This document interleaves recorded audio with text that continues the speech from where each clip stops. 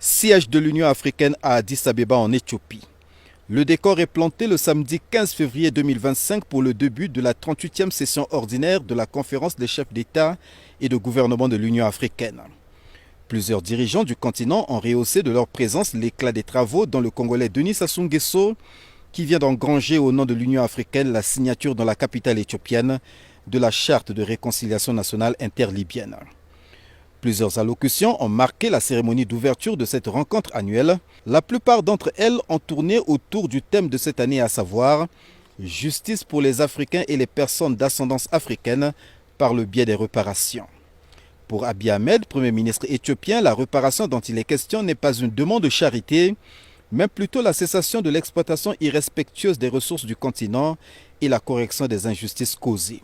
Abondant dans le même sens, Antonio Guterres, secrétaire général de l'ONU, a plaidé pour la mise en place des mécanismes garantissant une justice réparatrice.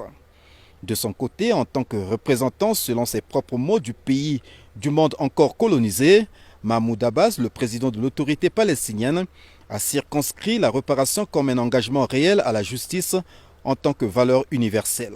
L'autre sujet au cœur des interventions est la paix et la sécurité en Afrique, notamment en République démocratique du Congo et au Soudan. À ce propos, Moussa Faki Mahamat, président sortant de la Commission de l'Union africaine, a déploré les dysfonctionnements et l'affaiblissement du Conseil paix et sécurité de l'Union africaine.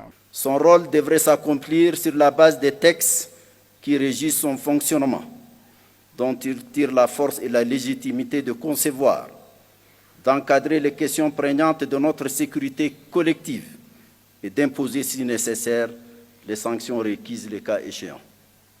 Il est fort regrettable que ces décisions soient parfois contraires à nos principes et lorsqu'elles ne le sont pas, restent souvent lettre morte.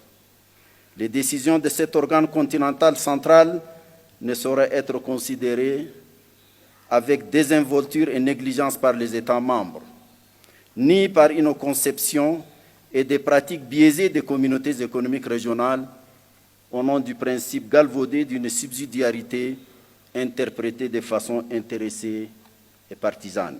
Par ailleurs, l'indépendance financière de l'Union africaine, le partenariat entre l'Union africaine et l'Organisation des Nations unies, la solidarité de l'Afrique envers le peuple palestinien et le développement de la jeunesse africaine sont les thématiques qui ont été également abordées à cette cérémonie.